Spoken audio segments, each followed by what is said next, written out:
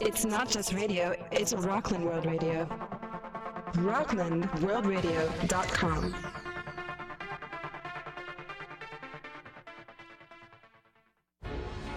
Welcome to Sober University, your next step to successful recovery, with Cheryl Adler, who says if you are going to crave anything, crave living life to the fullest. Maximize all you have and squander nothing. This program provides information to help you get your physical, mental, and spiritual house in order. And now, the host of Sober University, Cheryl Adler. Hello, Rockland World listeners. Tonight we're going to get our humor house in order. If you are new to our show or you need a gentle reminder, please take our invitation to join us in our chat room at rocklandworldradio.com or call us with questions and comments at 845-353-2910. Your contribution makes the show even more fun and interesting. Our subject tonight is humor and how essential humor is to sober living. After all, people who are in the 12 steps are very, very serious about what their work is about, and kudos for them for that. But we cannot get through this life without laughter. There's just no way. So we want to be able to laugh at ourselves, chortle at life's happenings, and even find humor in things that don't quite seem so funny at the time. Humor is a universal human experience and can bring people together.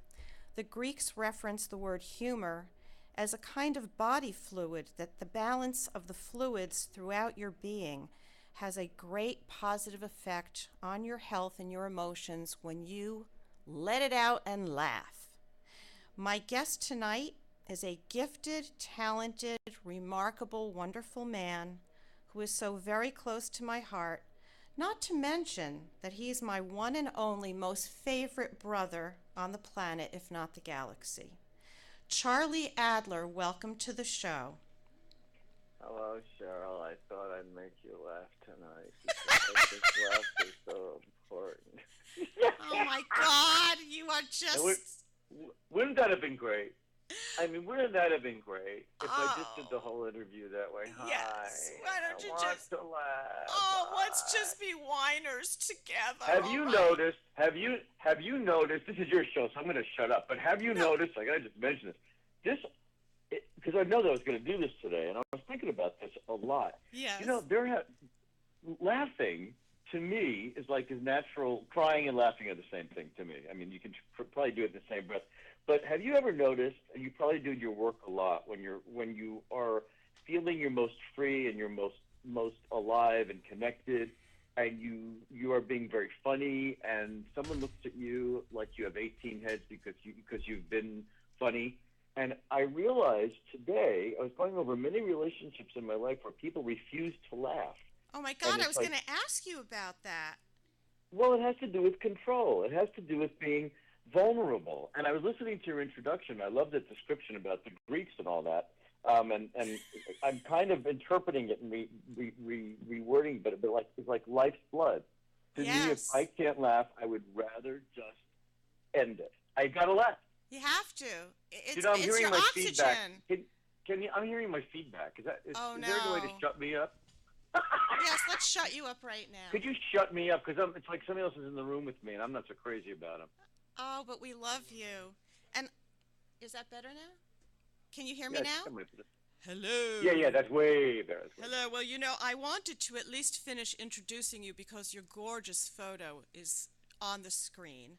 Yeah, I have a face for radio. Uh-huh. Yes, you have a perfect face for radio. And I want to say that you are an Emmy Award-winning director and a multiple award-winning actor who makes me laugh and pee in my pants more than anyone else. Oh, and my whole set is being... I like the image of you peeing in your pants. I like that. You and I are the only two people laughing at this. Your listeners are going to be, what in the bloody hell are they going on? What are they doing on this very serious, sober living show? But I was actually going to follow up my intro about you by saying that people who are listening to the show tonight are really eavesdropping on a very typical phone conversation that you and I would be having. Isn't that the That's case? tragic, isn't it? I It's apologize to them in tragic. advance. Nothing will get done tonight. Nothing will have been said of any importance whatsoever. Except that if we're laughing, maybe those who are listening will just feel the contagion of laughter, which is a far better thing to catch than anything else, right? Yeah, I'm telling you, I was because really, I always prep for shows that I do, and the way I prep for them is I don't think about anything. I just figure, well, we'll talk about stuff, but because it's you, and because I'm trying to, deliver here. There's a lot of pressure on me right now. Are you feeling the pressure? Do you feel like your head is in a vice? Horribly in a vice. You're a nervous wreck. I'm nervous. What I feel I feel it. You said something though that struck me in the introduction. I can't remember what the hell it was. Well, would you like me to repeat it? Move on. Ask me a cohesive and intelligent question. Well, all right. Let me get to that. So I wanted to say that while we were growing up as little childrens, I was quite the serious and bookish of the two of us. And I want to know, because you were. I was, and I don't think I ever really asked you this. Like, when did you get funny? What? Like, at what point? You're presupposing that I am. Yes, I do presuppose that you're quite hilarious, and I was just curious. I think you'll remember this. I was always kind of a warped kid. You were warped? I would laugh at things that seem to be unnatural for most people. Here's a really good example. Let's have an example.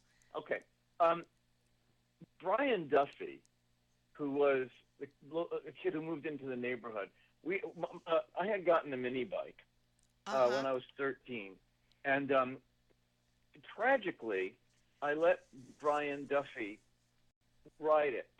And we were standing in front of Karen Werner's house in the neighborhood, and Brian took off on this mini bike, and it topped speed at like 35 miles an hour, and he went tear-assing down the street and was out of sight. And Karen and I were just in the driveway, yickety-yak, and her driveway was like a sloped up, and then there was a garage on either side of this, post in the middle with shingles. Right. And wait, how old were you?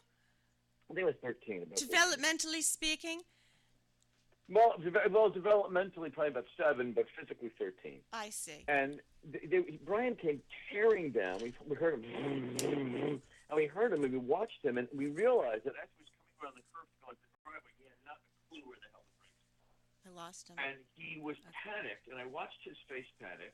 Yeah. And he did not find a brake, mind you. My goodness. And he went straight into the column between the two garages, and my bike bent like an accordion. But Brian's face went right into the shingles so hard. Oh my God. And when he bounced off completely, and he was bleeding in stripes like the shingles. Yeah. Well, like a normal reaction probably would be, "Are you okay?" Not me, boy. Not you. No. I laughed so hard, I think I did pee my pants. I couldn't get it together. I couldn't stop laughing. Now, that's not normal, but that's kind of what slapstick is, isn't it? I mean, we watch the Three Stooges. That's and laugh at all exactly that. right. I do. I was right? actually going to mention all the varieties of humor that we do have that would certainly be a very Three Stooges style kind of a thing that you were laughing at. The poor kid. There's all kinds of horrible things that happen to people that I, at the risk of sounding cruel and insensitive, are bloody funny. And usually, if they happen to me, I'm the first one to fall apart laughing. I mean, even if I'm hurt, I find it funny. There's something funny about it. And maybe it just has to do with the cartoon element of looking at the world kind of through a circus mirror, a cruel circus mirror that stretches everything. I just find almost everything funny. I've laughed at funerals. I've laughed at things that are probably inappropriate to laugh at, but I've laughed my way through them. I don't know if I should really say this with great pride, but I have, and it's true. Well, I think we should point out to the audience that you are a very sensitive person and that you are not the least bit cruel, but you certainly have a gift of taking a situation that most of us would just fall apart in, and you can let yourself go to that sad place, but then you somehow are able to reframe it. And I think that's one of the things I wanted to take a look at is how can we actually inspire people who are not totally tapped into that gift of their own sense of humor and get it to come alive, animate it, bring it out. I don't know if there is a key, but I'll tell you that, and you're right. I'm not insensitive or Oh, cool. you're just a huge I'm sounding very flip about it. A little bit, yes. But in truth, and I said it earlier, and now maybe this is a better way to frame it. I am very easy. I cry really easy. I mean, I cry as easily as I laugh. And I think that they are hand-in-hand emotions. And I think because despair for me, and certainly I've had moments of profound despair and profound loss and profound fear and everything that everybody in the world feels to huge degrees, somehow there is something in me that responds to despair. I sort of get sick of myself. It's kind of a coping mechanism, I think. It probably is. It's probably a coping mechanism. But also, in addition, I think it has to do with staying in the minute. I think there's something about being in the minute of something and immediately responding to something. Earlier I said very fliply, and it wasn't framed, but have you noticed that people don't laugh, and it's because they're either withholding or controlling. And it's very hard for people to give up a laugh if they are fearful, if they are worried, if they're tight, if they're holding on tight to something. And, when people go to the theater or they go to the movies or they turn on television, they go to a comedy club, they're wired, they're ready to laugh because they want to. They want to. They really want to laugh. I think so. But it changes. I think it changes in life. I think in real life they forget that openness. Yes. That there's something allowable about being disarmed in an audience. As an audience, you let yourself be disarmed as an audience. Well, because you're in the dark. You're in a dark place, a dark theater, so maybe it's safer to do it there. Well, that makes me wonder, Jesus, isn't it wonderful? Don't you love that I have people calling me and who I texted and said, "Don't call me, I'm doing an interview." Very it's sensitive. Right. Let me ask you a couple of questions. Before you do that, I just want to ask you something. Yes. You just pointed something out. Something in a dark place says to me that if people have to be in dark places to laugh, they must have some shame attached to laughter in a light place. That they need some sort of privacy. I wonder if people feel foolish laughing.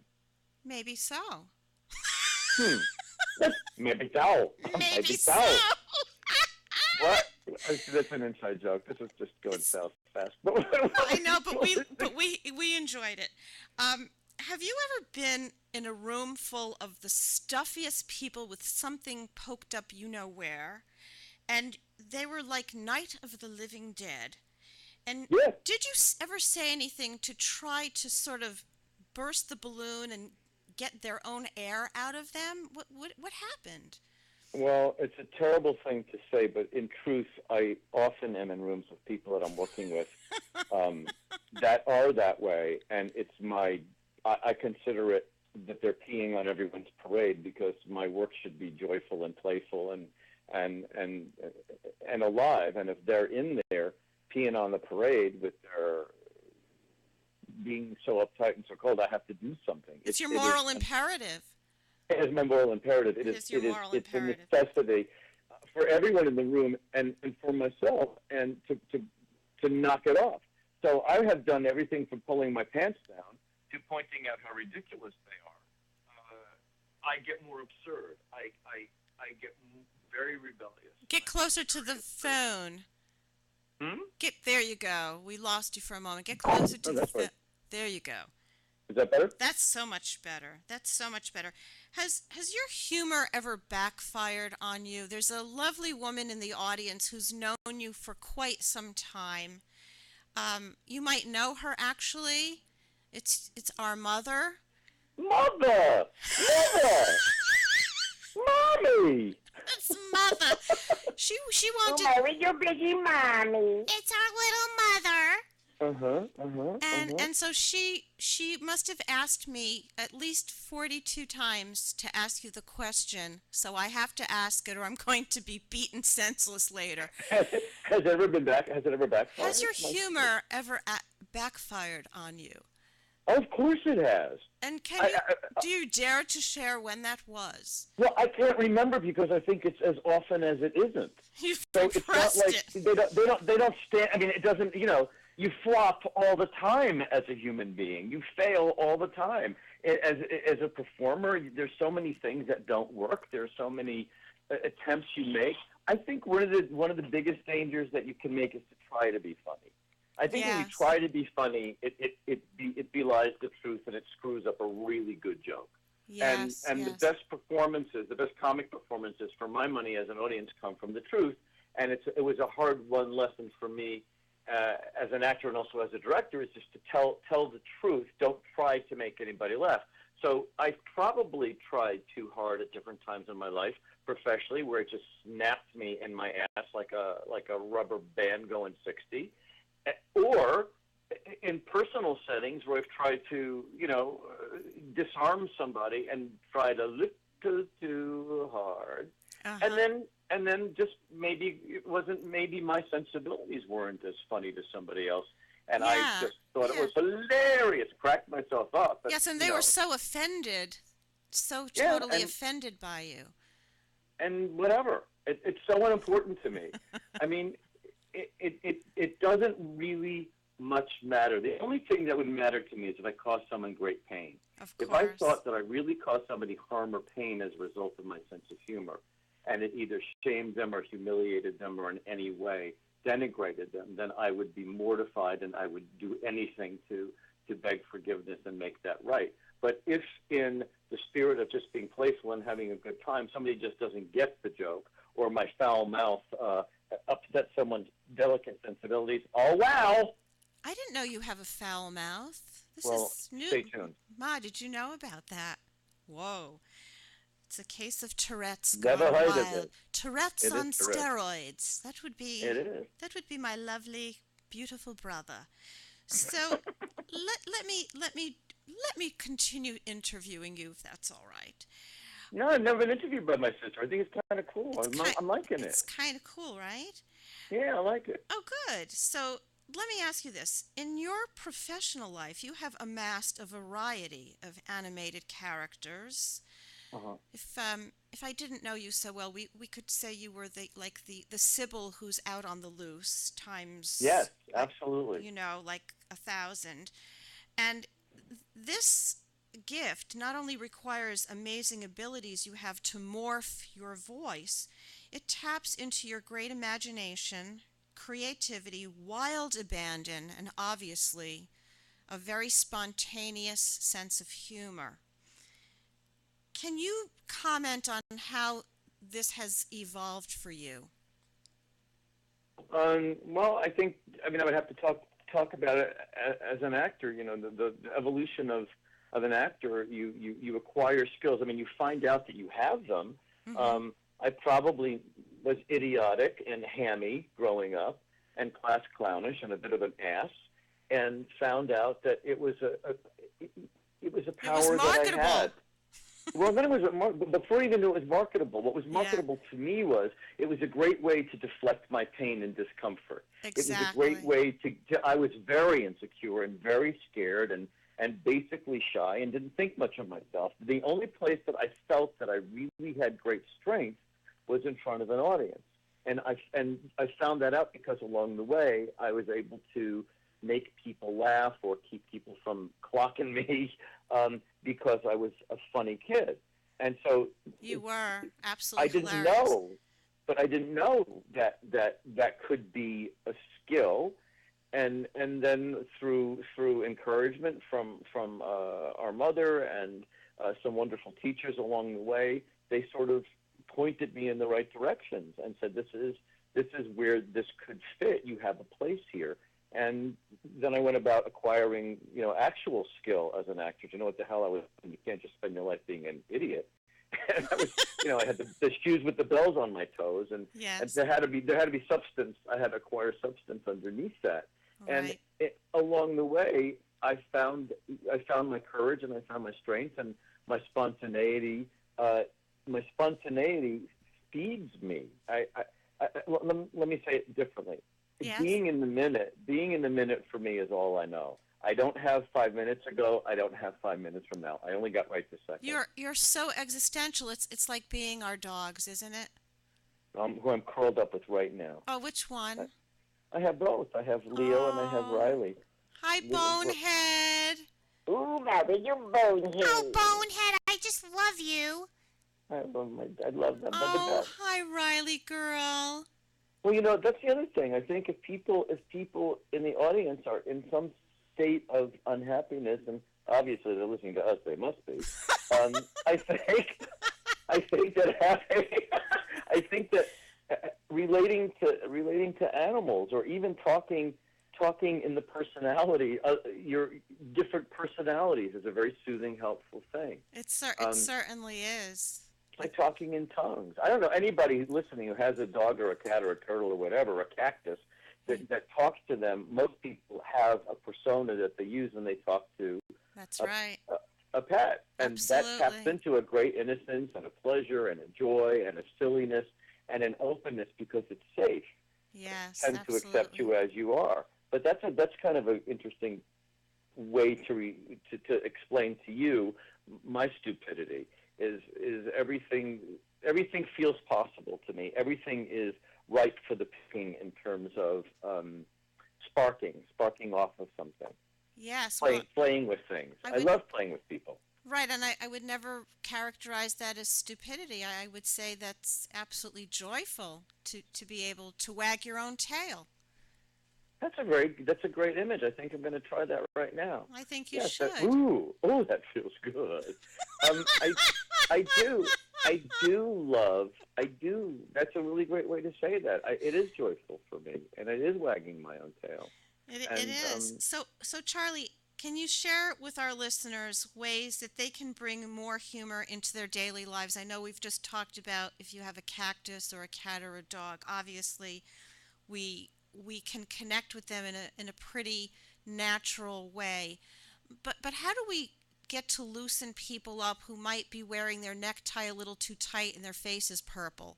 How can we really help people to really connect to that belly laugh and feel it down to their toes and then feel it? I think it's very primal. I think it's a real primal desire. Isn't it? Yeah. It is. But I think the first step is for that person to be able to say, I'm not laughing enough.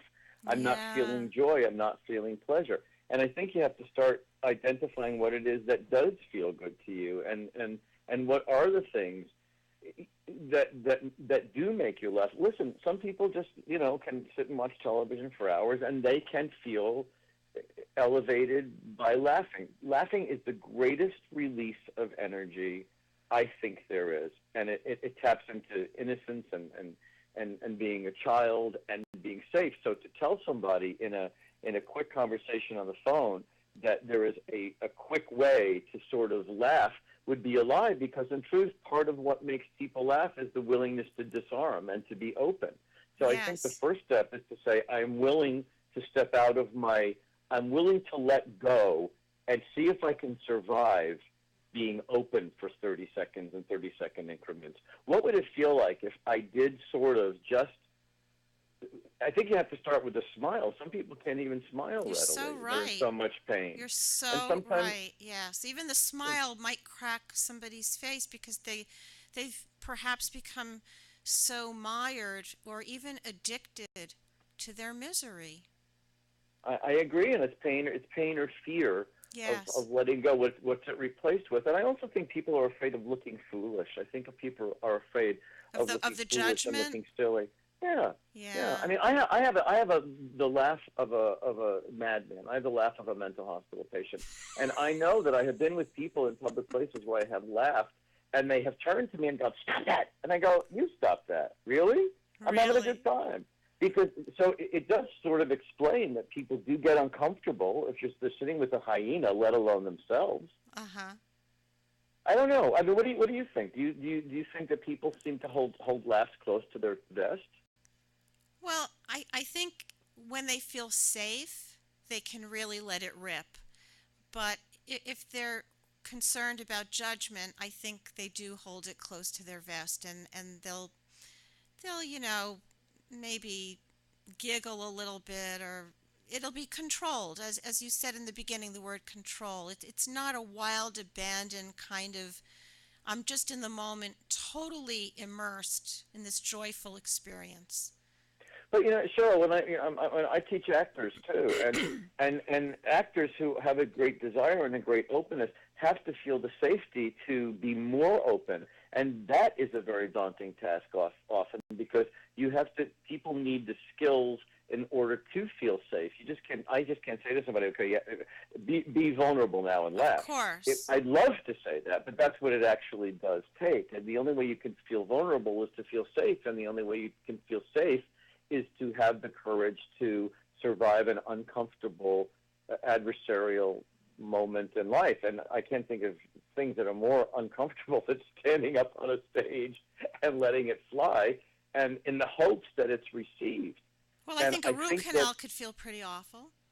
It could be absolutely terrible, but you're not giving up an emotional piece of yourself by doing that. You're not being emotionally vulnerable, and I think that for someone, or your listeners, to feel emotionally vulnerable, to be willing to laugh, they first have to decide that they ain't doing it enough. That's right. Or let's bring more joy and laughter into my life as often as possible. Perhaps in the moment of something that's so perhaps traumatic or disastrous, it's not so natural or easy to go to that funny place. But later on, I think that's what has made the greatest comedians in the world be able to be so funny, is that their material comes very often from some very dark places. Absolutely. Pain is a great teacher, and if you can find a way to find the absurdity of the pain that you're in, and it's like doing a satire. If you can spin it to it's just looking at it a different way. It doesn't mean that it changes it and that you're being disrespectful to that pain. But there are some things most things you can't control, and what you can control is your perception of things. So for me, my perception of my own pain or a dilemma or a predicament or a loss, for me, I have to look at it. I have to come at it from a different angle so it does not overtake me. I can't live at the bottom of a tsunami coming to crash down on me. I have to change the way I perceive it. You're going to ride the wave. If possible, yes. And the best way that I can ride the wave is to change how I perceive the wave. Exactly. And sometimes it just comes from satire. I don't know any other way to say it. That is the perfect way to say it. Charlie, this is so depressing! What? This is so depressing! I know! I'm so depressed! Oh, I'm in so much pain over this. Yeah, I'm in pain over analyzing laughing. Yes, we're overanalyzing laughing. So let me ask you this.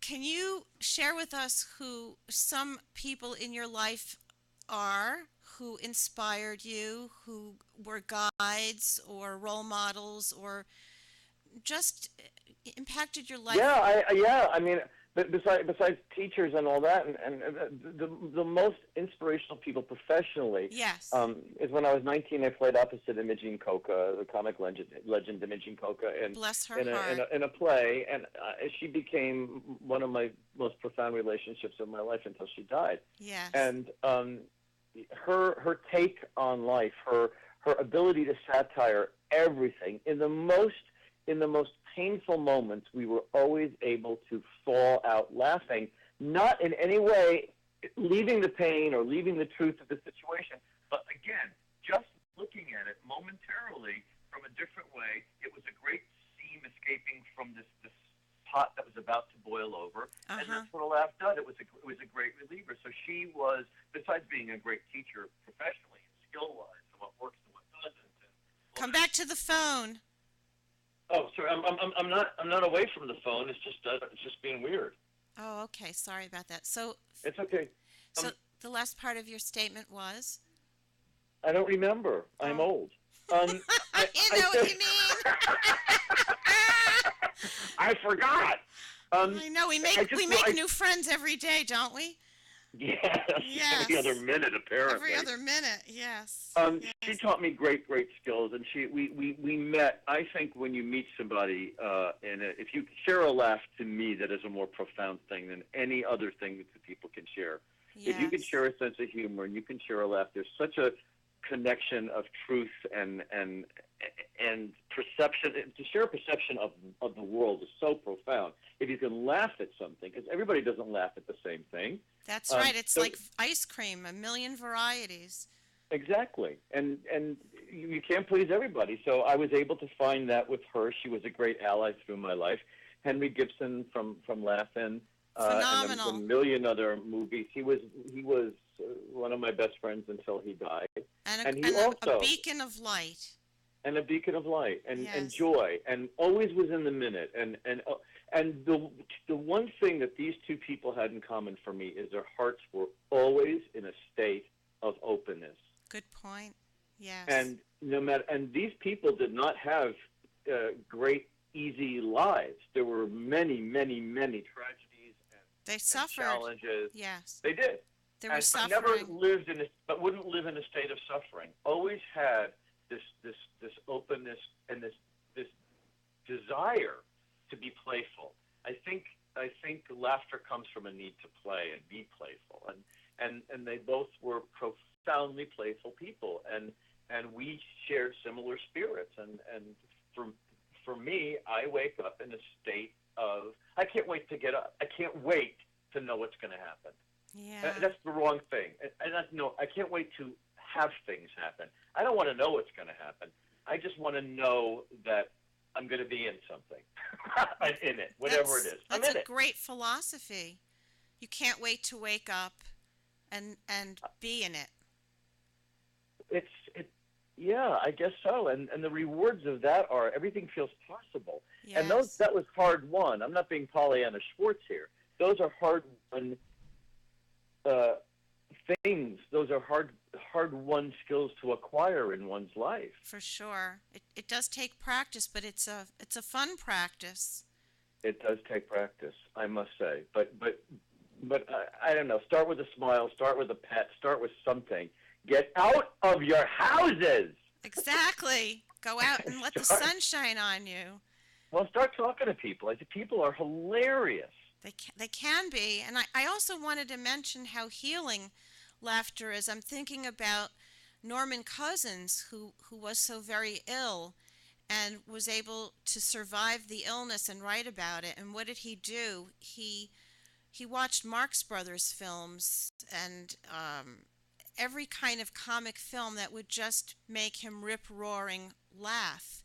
And part of his healing was talked about in a book that he wrote about how he survived this illness, and a significant part of the healing process was his capacity to laugh. I think that's absolutely profound. You know, a lot of us go to Children's Hospital out here every year, and or several times a year. And, you know, you go from ward to ward, and you see families suffering, not just the child who's suffering, but the families are so suffering. For sure. And everybody wants, the one thing that is so universal is a smile and a laugh. Mm-hmm. And that is a pain reliever. It raises your serotonin. There's so many elements to laughing that really do bring about healing. And Norman Cousins, not for nothing, he was no knucklehead. That is, I mean, I love that image of somebody being very, very ill or in great despair, knowing that they have to go to something that is funny. That's right. Think of how resourceful that is, and I would encourage our listeners to think about that somebody who is at the bottom, they've hit the bottom, they're in despair, they are suffering emotionally and physically, and they reach for laughter. It's a great antidote.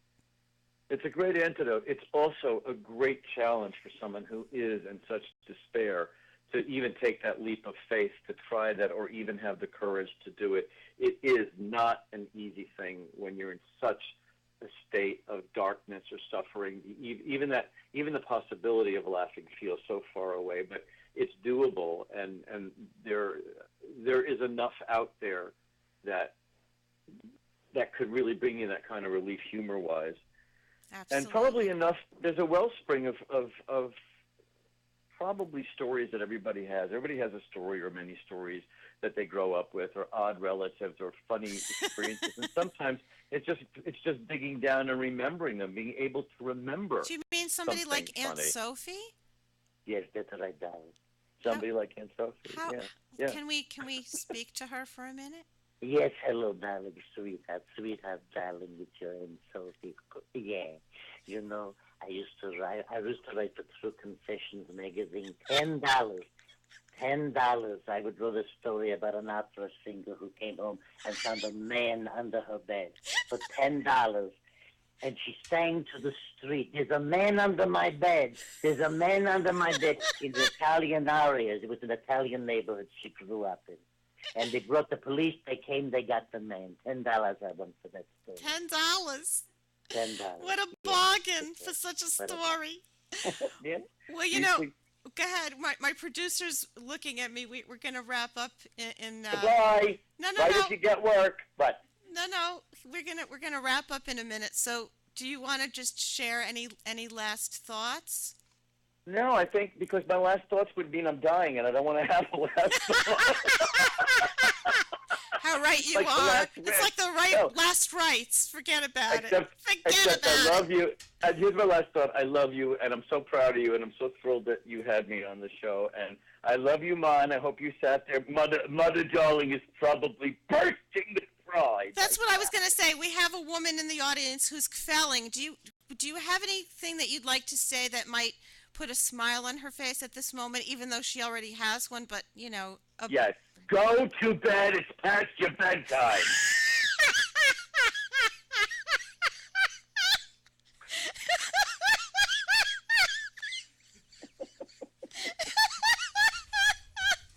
It's a shame that you have no capacity to make me laugh. I'm sorry. God. Of course, you're the only one. Everybody's tuned out. They've all tuned out, and that's it. And that's it. And who could blame them? And who could blame them? All right, give up the studio. Somebody else has to do a show, Yes, damn it. that's exactly right. Somebody is waiting to set up their Okay. studio time. All right, so listen. Listen, hi, what? So listen. Yeah. I just want to say I love you, and I love want to you. thank you for the generosity of your time My pleasure. and your contagious, upbeat energy. Thank you. And I just have a lot of gratitude, and I just want to share that with you. Thank you. It's right back at you. Thank you. I love you. I love you too. We'll continue to talk later, all right? Okay, I'm going to go upstairs and have a little dinner. You'll call me later. Goodbye. I'll call you later. Goodbye. Okay, I love you. Bye. Okay, bye. Bye. All righty. So we're wrapping up. And I want to thank you, Rockland World Radio listeners, for sharing this time with us tonight. You can reach me at my home away from home, rocklandworldradio.com, at my private office, 845-358-4652, and my personal website, soberuniversity.com. You can also follow me on Facebook. That is all the time we have for now. Please join us next week when Bob Pargament from the Westchester Hypnosis Center will be back by popular demand.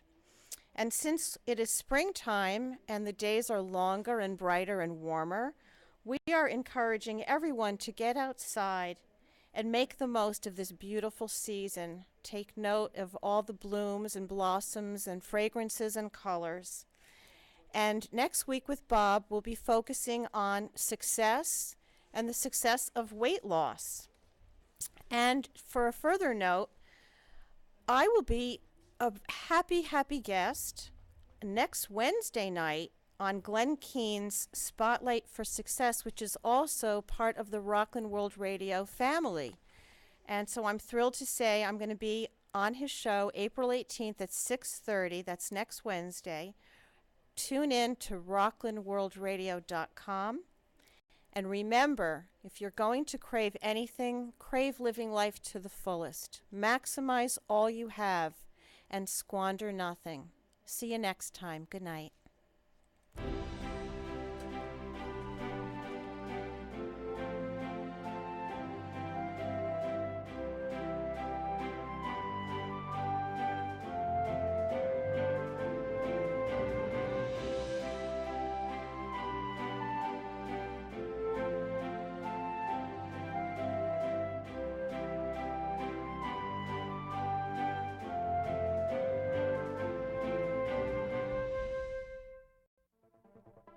It's not just radio, it's Rockland World Radio. RocklandWorldRadio.com.